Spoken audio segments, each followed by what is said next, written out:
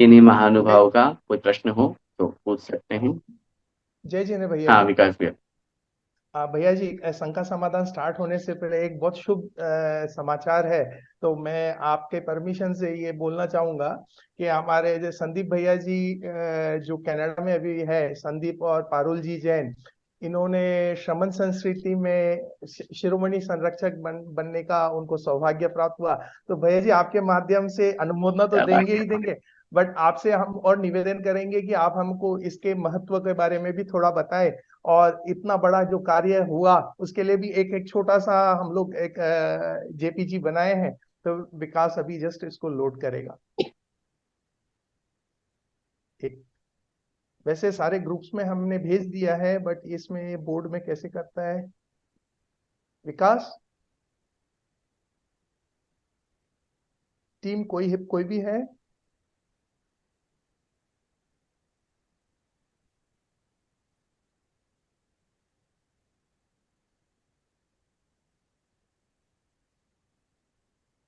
हाँ। क्या बात है, ये बहुत अनु सुंदर, बहुत अच्छा। ये हमारे तरफ से श्रमण संस्कृति जीसीसी के तरफ से भैया जी, तो एक छोटा सा बहुत अनुमोदना अच्छा। पत्र है। देखिए विकास भैया, आपने बहुत सुंदर और बहुत अच्छी बात कही। आदरणीय संदीप जी और पारुल भाभी दोनों हमारे समक्ष भी हैं। और संदीप जी से हमारा पुराना परिचय है। मुझे याद है सन 2017 में जब सबसे पहले हम दुबई आए थे, और आदरणीय पाटनी अंकल की यहाँ पे आपसे मुलाकात हुई थी। उस समय भी आपकी भावना बहुत अच्छी थी। संस्थान का उस समय संक्षिप्त परिचय आपके सामने रखा था। उस समय भी आपने अच्छा एक डोनेशन वहां पर दिया था आपकी तरफ से।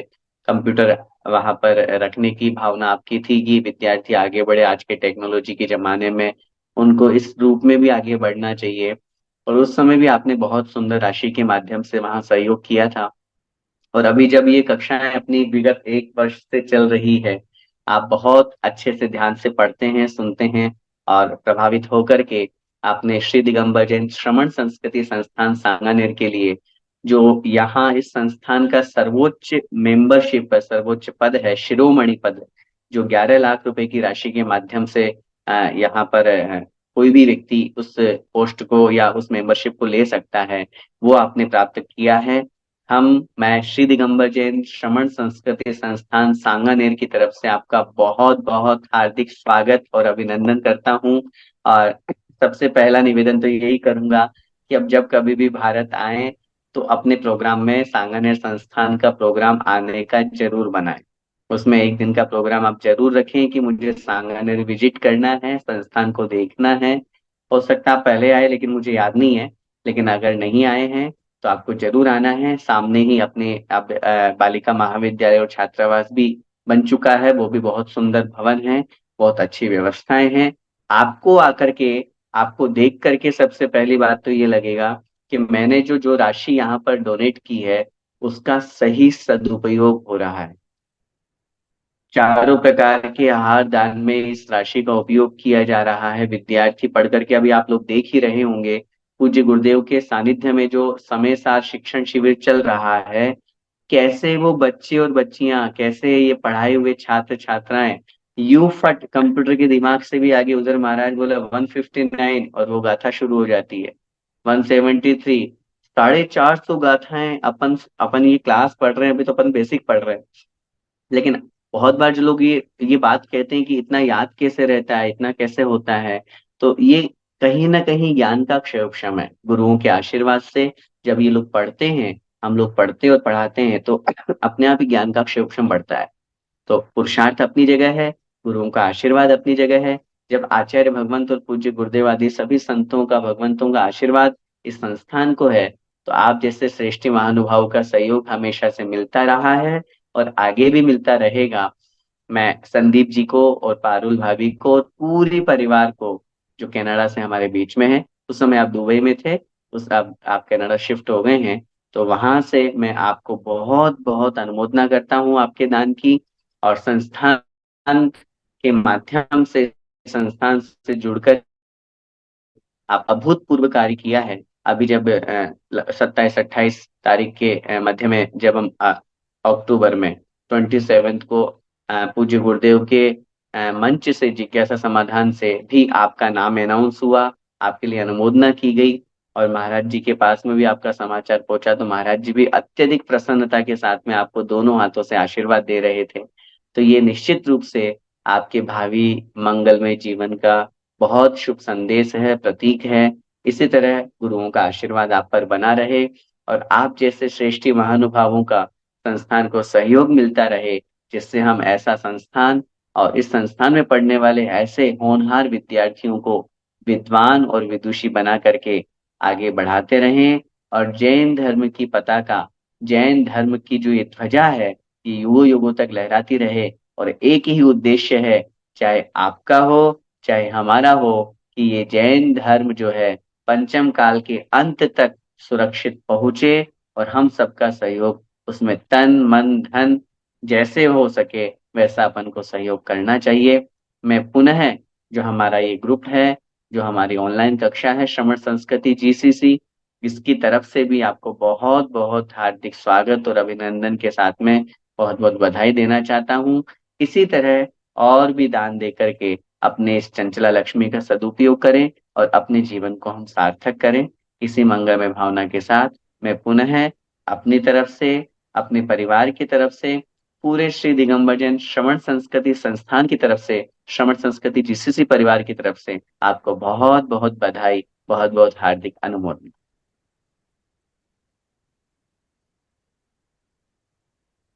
संदीप भैया कुछ बोलना चाहते हैं, माइक।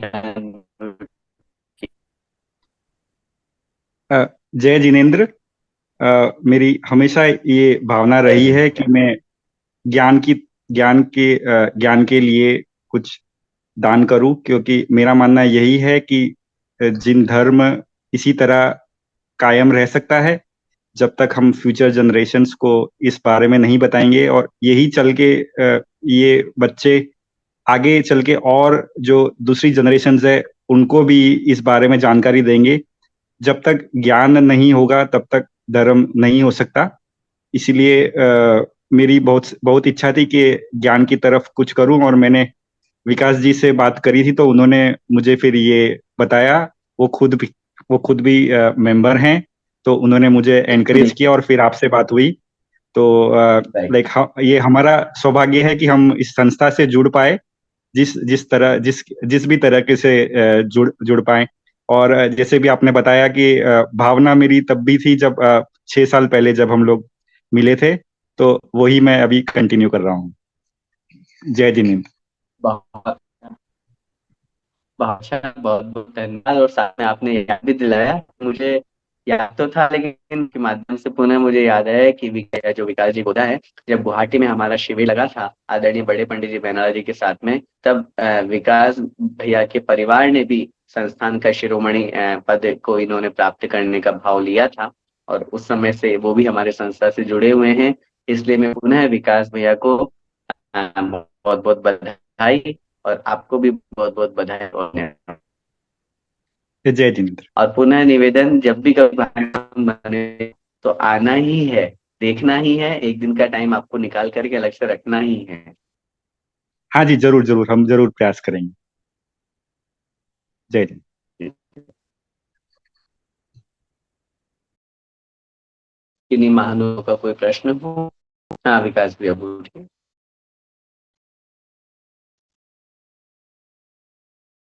हैंड या विकास भैया ने। जय जिनेन्द्र भैया जी, जय जिनेन्द्र भैया जी। भैया जी, दो क्वेश्चन हैं। एक तो भैया जी, अपना जो जैन मुनि जो अपना दिगंबर निर्गंथ मुनिराज होते हैं, वो खड़े होकर ही क्यों आहार लेते हैं?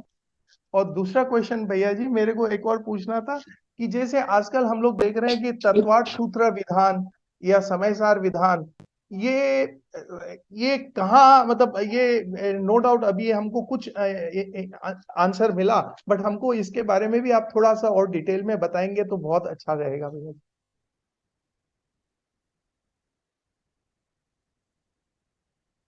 हेलो।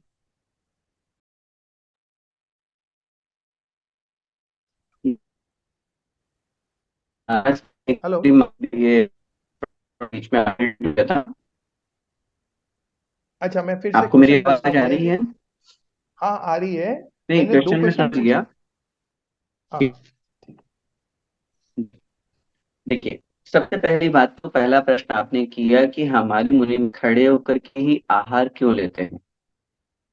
यही तो दिगंबर जैनियों की सबसे बड़ी पहचान है। आचार्य कुंद ने दर्शन पूर्वक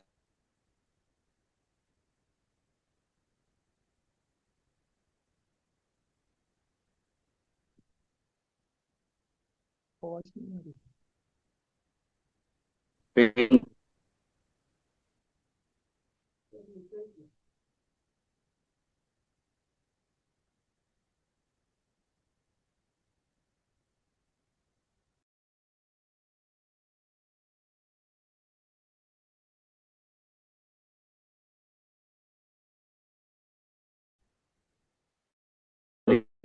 आवाज। हाँ, आ रही है भैया जी, बट बीच में चली गई थी। हाँ, बीच में थोड़ा सा नेटवर्क का इशू हो रहा है, पता नहीं क्यों। हम्म। आपका कैमरा ऑन कीजिए भैया जी। सॉरी।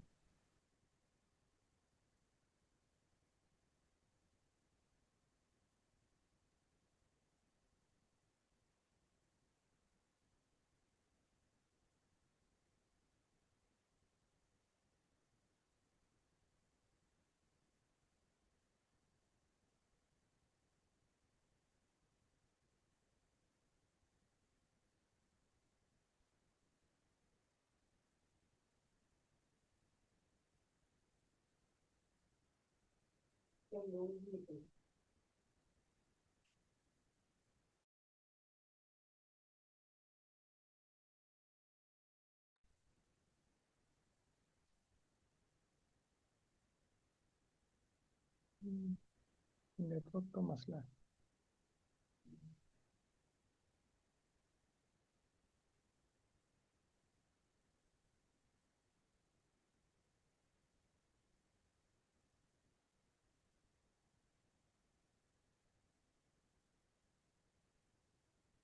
एक्चुअली नेटवर्क का इशू हो रहा है, वो पता नहीं चल रहा है, लेकिन आई थिंक अब आ रही है शायद मेरी आवाज। ठीक है भैया जी, आप बताइए। बात हम कर रहे थे कि हमारे दिगंबर मुनि महाराज खड़े होकर के आहार क्यों लेते हैं। इस उत्तर में सबसे पहली बात अपन को ये समझनी चाहिए कि वास्तव में यही तो हम दिगंबर जैन की पहचान है।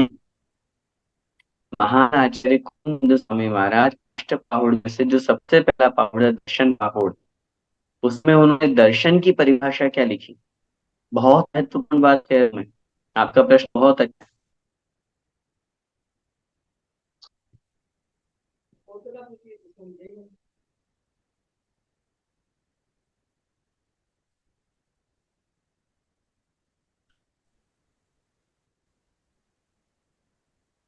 यहाँ पर उन्होंने दर्शन की परिभाषा में लिखा उभसने होगी दंसनम। उभसने का मतलब होता है खड़े होकर के आहार लेना। खड़े होकर के आहार लेने का तात्पर्य है नख से शिक्षक पूरे हम दिगंबर हैं। तन पर एक धागा भी नहीं है, सिर पर एक धागा, एक वस्त्र का टुकड़ा भी नहीं है।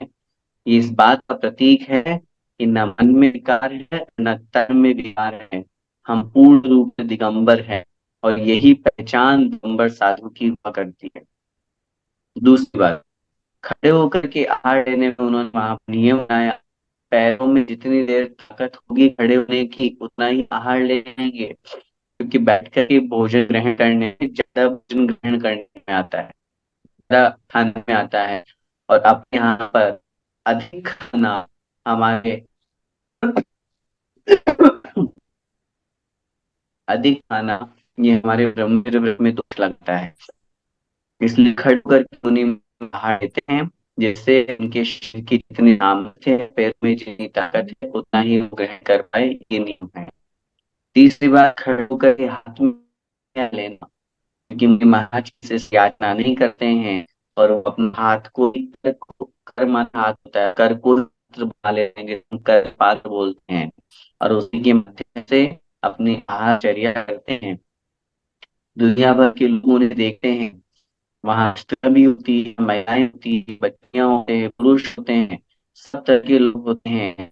और वो उस दृश्य को या उस स्थान पर अपने सभी पंचेंद्रियों को वश करते हुए, कंट्रोल में करते हुए आहार ग्रहण करते हैं। न मन में किसी प्रकार का विकार आते हैं, न शरीर में किसी प्रकार का विकार आते हैं।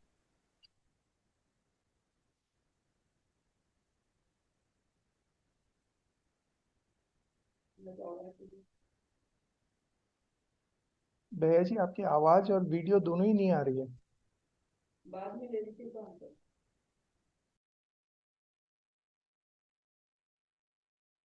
ये हमारे दिगंबर साधुओं की एक बहुत बड़ी पहचान है। इसी पहचान के में 28 मूल गुण और उन मूल गुणों में भी ये खड़े होकर के आहार लेने का वर्ण हमारे यहाँ है। इसीलिए वो मूल गुणों का पालन करते हुए खड़े होकर के आहार ग्रहण करते हैं। रही बात दूसरे नंबर पर, आप रही तलवार सूत्र विधान या समय सार आदि विधान, मेरे अंदर भी ये जिज्ञासा थी। सन 2017 में मैं पूज्य गुरुदेव के चरणों में जिज्ञासा रखी थी कि कुछ लोग ऐसे तर्क देते हैं कि अगर हम ये विधान करते हैं तो इससे दो काम होते हैं, हमारा स्वाध्याय भी हो जाता है और हमारा भगवान की पूजा भी जाती है। तो पूज्य गुरुदेव ने बहुत सुंदर उत्तर दिया था। उन्होंने कहा था, पूजन का बड़ा रूप विधान है, और पूजन किसे कहते हैं? गुणेश्वर अनुरागो भक्ति, अर्थात भगवान के गुणों का गुणानुवाद करने का नाम पूजा है। तो यहाँ जब आप ध्यान कर रहे हो तो इसमें भगवान का गुणानुवाद क्या हुआ? उदाहरण समझिए, आपने लिखा, रत्न शर्करा बालुका पंगु तमो महाप्रभा।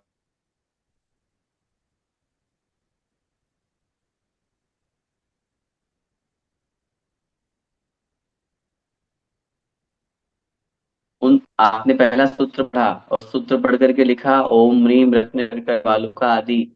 आपने पूरा सूत्र बोल करके अर्घ्यम निर्वपामिति स्वाहा। आपने अर्घ्य किसको चढ़ाया? आपने बोला नाणो अर्घ्यम निर्वपामिति स्वाहा।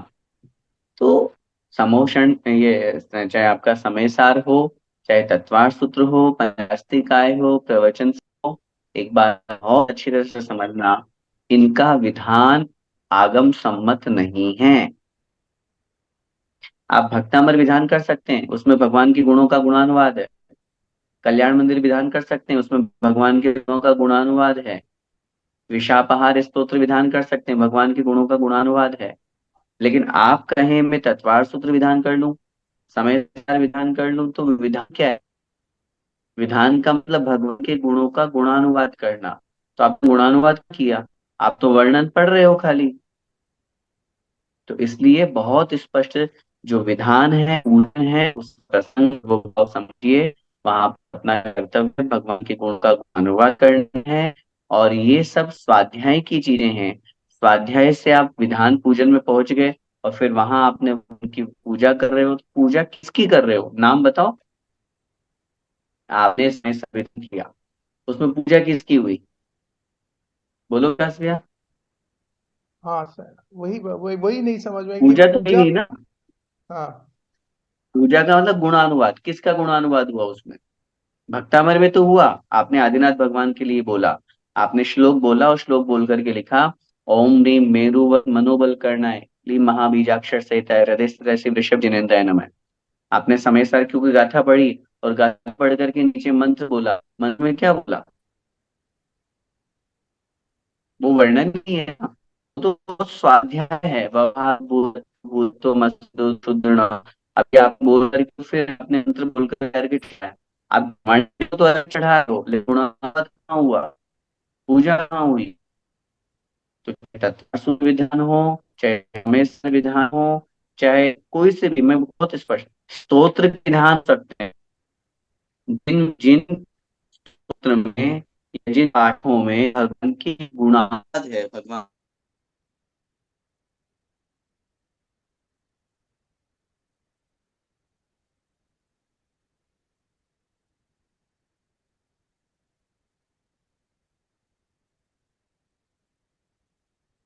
जिन पूजा स्तोत्रों में जिनमें भगवान का अनुवाद है, पूजा स्थिति आदि है वो विधान हो सकते हैं, लेकिन स्वाध्याय के निमित्त से रचे गए ग्रंथ को हम विधान के रूप में प्रस्तुत करें, ये करते उचित नहीं है।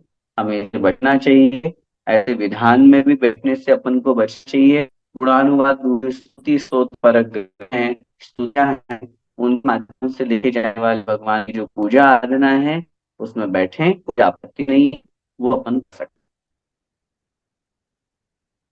बहुत बहुत धन्यवाद भैया जी, बहुत बहुत धन्यवाद। हैं। और कि महान भाव का कोई प्रश्न?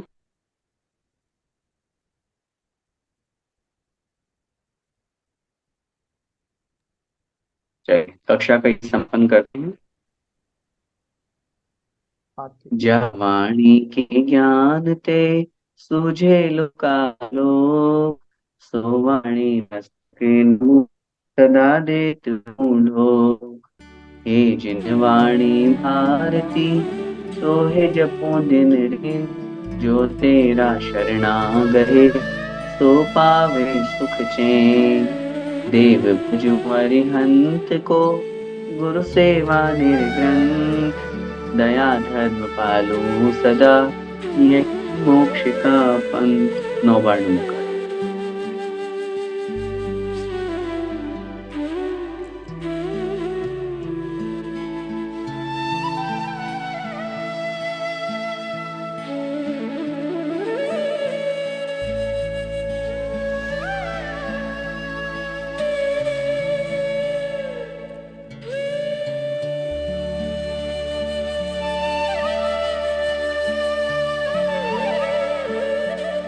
द्वादशांग जिनवाणी माता की जय। संत शिरोमणि आचार्य भगवंत 108 श्री विद्यासागर जी महामुनिराज की जय। श्री सुधा सागर जी महाराज की जय। जय जय जय मुनिराजों की जय। जय जय जय जय जिनेन्द्र। जय जय जिनेंद्र। जय जय जितेंद्र। जय जिनेंद्र।